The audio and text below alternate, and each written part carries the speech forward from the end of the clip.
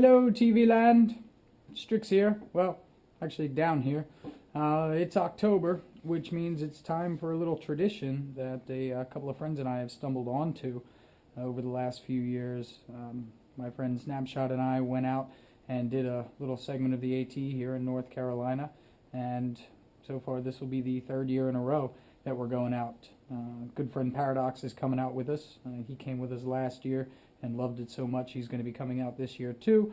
But I figured now would be a perfect time to talk about what do I take with me into the wilderness. I'd say a couple of the most important things to bring are food and water. Water probably being the most important thing. Make sure you have a way to get water every single day. Make sure you have a way to treat water every single day, because your body needs a lot of water every single day. Anyway, food, that's a Sea to Summit dry bag. Nothing really in it right now except for some coffee, because Paradox and I have not yet done the food run, but that's where most of the breakfasts and dinners will go into. Mainly we keep breakfast and dinner separate from lunches, because you want the bulk of your weight, your heaviest things in your pack, to be as low down and as close to your back as possible. So that way, you know, the weight is evenly distributed and the load is evenly distributed. So yeah, with that being said, food which is relatively heavy stays pretty far down in the pack, but you also don't want to, when the time comes that it's time for lunch and you've got your backpack on, your campsite is in its backpacking form, you don't want to have to go rummaging through your pack, taking 12 things out just so you guys can get a bite to eat. It's a pain in the ass, and it also is time consuming. So lunches and snacks throughout the day go into this dry bag. It's got a few oranges in it, I think right now, a bunch of Cliff Bars, and of course we'll pick up some nuts and other things to snack on for lunch along the way. So that stays a little bit closer to the top of the pack, so it's easy to get your hand into, and yeah, just makes life a little simpler. And when you're beating the hell out of yourself, it's good to make life simple. Anyway, moving along, we've got water. I tend to bring about 4 liters out with me when I go into the wilderness, 2 of them being in bottle form, and that is for making dinner, making breakfast, anything, especially if it's freeze-dried, that's going to require rehydration, as well as just drinking water whilst at camp, because you know you're going to drink water when your campsite is out and set up, and you don't want to have to go over to your backpack and drink from your bladder every time. Which brings me to the bladder. During the day when you're drinking water, you know, it would suck to have a friend reach in your pack or take off your pack every single time you were getting thirsty. So I'm a big believer in bladders.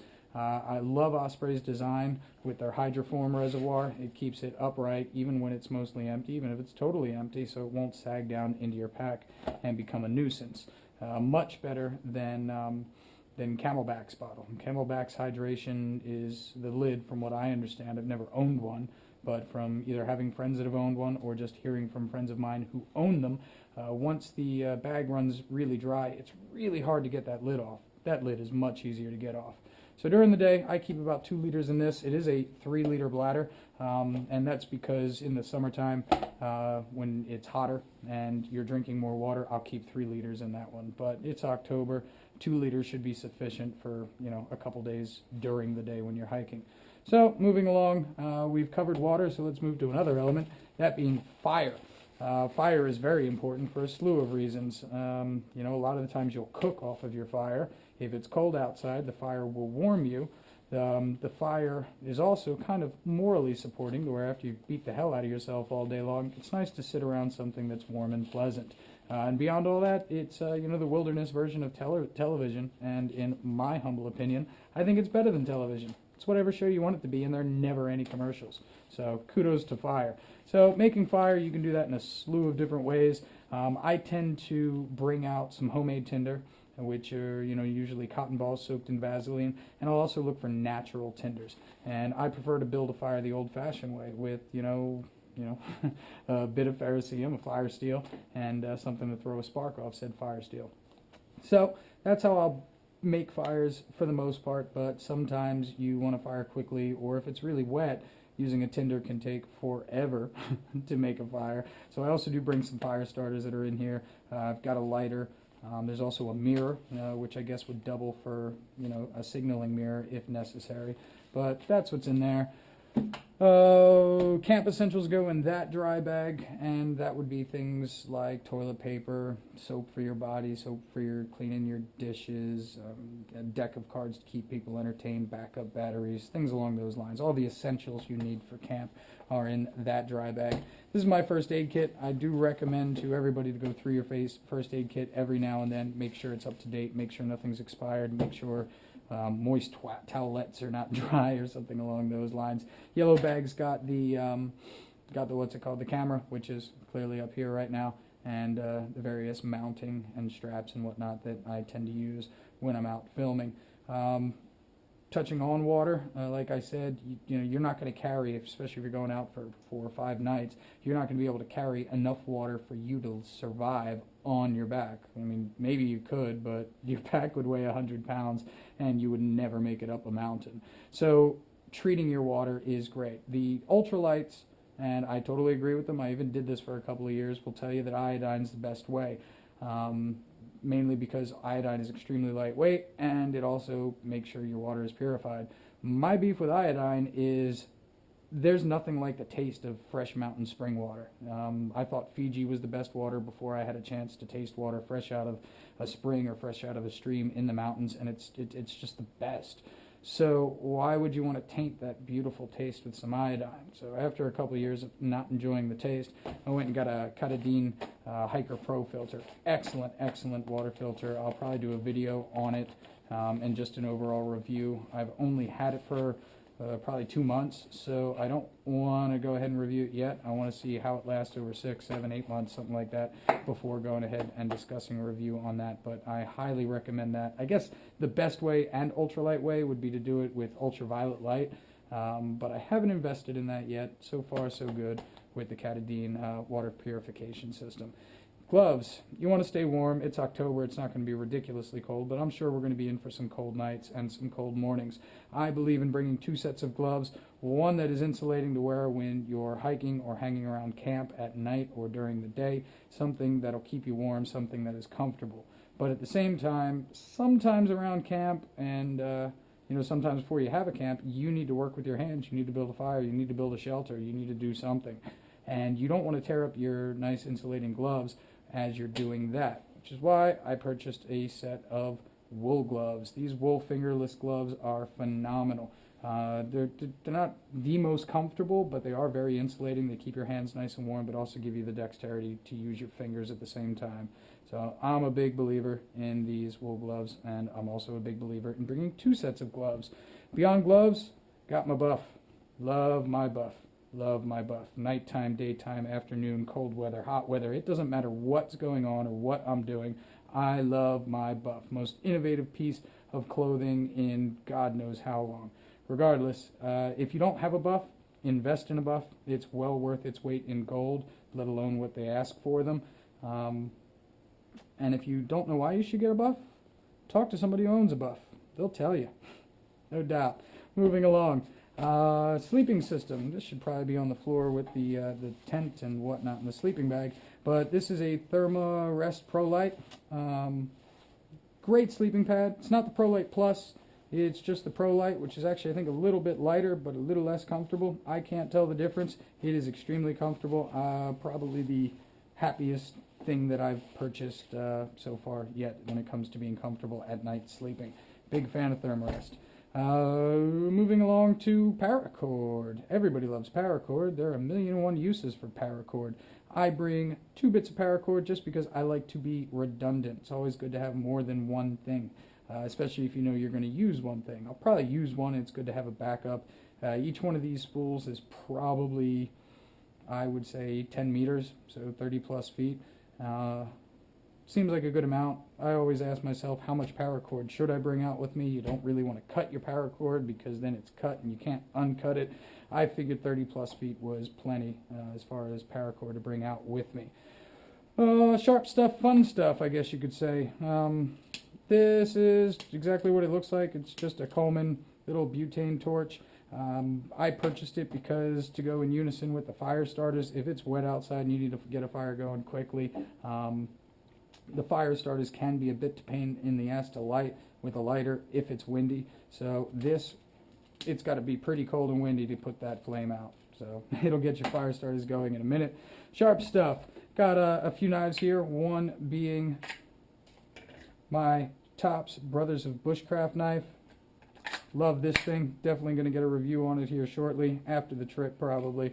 But we'll see what's going on. Big believer in Tops. Check them out. Just got this Bear Grylls paracord knife. I am not a fan of the Bear Grylls line. I don't like the quality of the equipment, and I think they're just using his name to make a lot of money. Regardless, I like to have a backup, a contingency knife, and this seemed to be pretty good at being just that. You can tell from the sheath that it's not the best quality in the world, but the knife is made by Gerber, not really that thick. It does have good jimping, which I guess is good for close work and whatnot. As you can tell, it's ridiculously clean. I have not used it at all yet. The only thing I've done since purchasing it is A, try to find a way to get rid of this Bear Grylls logo, and B, change the bright orange paracord that they put on it with this nice OD green. So that's all I've done. We'll see if a review comes necessary for that. So far, not really. This is SOG hand axe. First time using it, going to be on this trip. Can't wait, can't wait. Just got it a few days ago. Definitely going to try it out. And, you know, I like that it was nice, sleek, thin. It fits inside one of the pockets of my pack as opposed to being in one of the side pockets. So I like that feature. This grip doesn't feel like it's really that comfortable, so we'll see how that goes. But I believe it was under $40 or $50. And for that kind of money to get what seems like pretty good quality, I'm impressed. Magnifying glass. I like the magnifying glass for a couple of reasons. Helps you read if you know, you're looking at a map or something and things are pretty small. It is a way to get a fire going if you want to be creative, and it's during the daytime. And we also like the solar puff, because there's nothing like getting the sun's rays or using the sun's rays to get things cooking. So always have the magnifying glass. Illumination. I have been using this Petzl for the past few years. I love it. It says Remix on it. I'm not sure what the exact model is. My only complaint with it is that it does not have a red light. It's my only complaint. Other than that, it is a great headlamp. But I was also toting out the last few years with me a lantern. And lanterns tend to be heavy. Even if you get really small ones, it's still added weight. I stumbled across Snow Peak. Great company so far, so good with them. This is their Snow Miner headlamp, which is an 80 lumen headlamp that's adjustable and dimmable down to 8 lumens. Of course, it has a strobe, which, I don't know, could come in handy if you need it to, but otherwise it's just annoying when you accidentally put it on. But my favorite feature about it is the fact that it is a headlamp, it is a spotlight, and then you pop out the lens and boom, it becomes an interior lantern. It's soft lighting as opposed to the bright spotlight that you get with a headlamp. So if you can have your headlamp and interior lantern the same thing and not take up any more weight or space in your pack, love it, love it. Given I do bring the backup still, just because, like I said, I like to be redundant. I like contingencies, as you can tell. Always good to be prepared, always good to be prepared. Moving along, coming back near the food, so cooking the food, I have a jet boil. This is the Flash model. Love it to death. My favorite feature about it is the coffee press, just because I love coffee in the morning, and my day goes so much better when I have coffee in the morning. So having quick, convenient coffee in your hands and in a relatively small and relatively light for what it is container, I mean, you can't beat it. It's really good for cooking for 2 people. If the person or people that you're going out with, not all of them have personal cook sets. Once you get past 2 people, it becomes a bit of a challenge. Then you've got to boil water more than once. But, oh well. It's very convenient. Everything fits inside of it, which I love. And I like the little pocket on the side, which enables me to bring my sporks. We were talking about Snow Peak a little bit ago. These are also by Snow Peak. They are their titanium sporks. They are great. They seem pretty great. Haven't used them too much. Used them a little bit, but we'll see after this trip how good they are. I suspect them to be great. They've got a nice dip in the bowl, good long prongs, everything you would want in a spork. So we'll see. And I believe each one weighs half an ounce. So 2 sporks, 2 utensils for 2 people, 1 ounce. Love it. Also at Snow Peak, this is the Trek 900 mug. It's It's actually the Trek 900 set. It comes with a lid that doubles as a frying pan. Really cool, by the way, but we won't be really using a frying pan on this trip, so I'm not bringing it. So the mug itself weighs next to nothing, being titanium. It's great. I bring it along because one of the people that are coming out with us does not have a cook set, so we're going to need to be sharing from the jet boil. So for coffees and whatnot, I won't be drinking it directly out of the jet boil, so I'll want a mug. And also when it comes to eating, you know, sometimes you want to put your food in a mug if you're not polishing off an entire mountain house by yourself. Once you're done cooking, once you're done cleaning, you're going to need a towel. I'm a big fan of camp towels. This is just an REI towel. I believe it's a small size, maybe a medium size. It's not that big. All opens up to about that big, which is good for cleaning your body after you wash your hands or clean yourself off, stand under a waterfall, maybe not in October, but yeah, it's good for wiping up my body, wiping up anything that might be needed to be wiped up around camp. But I do not use it on clean dishes, clean cups, clean mugs. That's why I have this blue towel in here. It actually is a double feature. A, it's a place to put the towel. B, it also wraps around the large fuel canister that fits inside and stops it from rattling around. The first time I put just jumping back a little bit, but the first time I put a big fuel canister in there and put this in my pack, the entire time I was hiking, I heard do-dunk, do-dunk, do-dunk, do-dunk, do-dunk. It wasn't long before it started to drive me mad, so I wrapped it in that towel, and it seems to have quieted it down. Thumbs up. Love improvisation. Regardless, that towel in there is actually for clean dishes. You don't want to use the same towel that you're wiping your hands off with to wipe your clean dishes, because I guarantee that one of the biggest reasons why people get sick in the wilderness is because of cross-contamination. So, something to think about. As far as where all this goes, it's down here into an Osprey Atmos 65 pack. Love this pack. I've had it for a couple of years now, and it has served me extremely well. There are, I guess, a couple of drawbacks to it. I'll probably do a review on it to discuss said drawbacks, but let's just say that if you want one pack to cram anything and everything you might want to into and take anywhere, this is not the pack.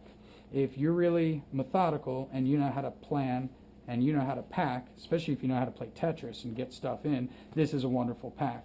And its framework is different than the Aether series, which makes it a little bit more comfortable. But if you just want that one pack that you can cram everything into, don't buy an Atmos, buy an Aether 70. 5 liters makes a big difference. Tent, this is a Marmot Limelight 3-person tent. There are 3 of us going out, and I've put 3 people in this tent. And unlike most 3-person tents, which are really comfortable for 2, maybe 2.5 people, the 3-person tent really isn't that bad in the wilderness. I'm really, really impressed. You don't have the most room in the world, but you're not on top of one another at the same time. What else I like about this tent, something I read online a couple of years ago, was you buy a set of outdoor research dry bags, which you've seen plenty of outdoor research dry bags on my table, but the set of them, which I believe one is a half a liter, one's 1 liter, and one's 3 liter, or something along those lines. Don't hate me if I got that wrong. You can literally break down the 3 segments of the tent, the footprint, the tent body, and the rain fly, and fit them into those 3 dry bags. And that's actually how we carry this when we're out in the wilderness, to kind of share the load a little bit. And then, of course, the tent poles and tent stakes go in one of the side pockets. I am a huge, huge fan of Marmot. Not only is my tent Marmot, but in my clothing bag, we have a lot of Marmot. Something I need to invest in a better version of is my sleeping bag. This is massive. It is also heavy, and I have not been liking it for the past couple of years, but I've also not been able to invest in a new sleeping bag. I'm hoping to get a Marmot Plasma 15, but they are ridiculously expensive. So let's see how things go over the next few months, and maybe I'll be able to do that. This is just a cheap $40, $50 Target bag that I got at Target, clearly. I'm not sure what Target's version of the outdoor wilderness is. Whatever their version of Columbia is, I guess is who makes this bag. It says 30 degrees, but it's comfortable to like 45, doable to like 40, but anything below 40, you need to have some layers on inside or you're going to freeze.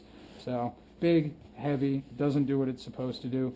This definitely needs to be the next piece of gear that is replaced.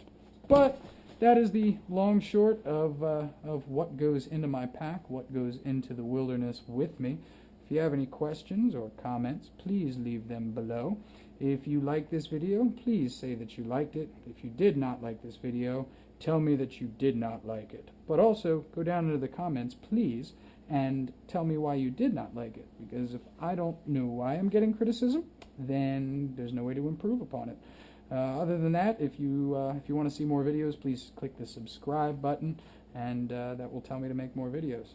So until next time, have a wonderful one. Get out there and enjoy the wilderness. Bye.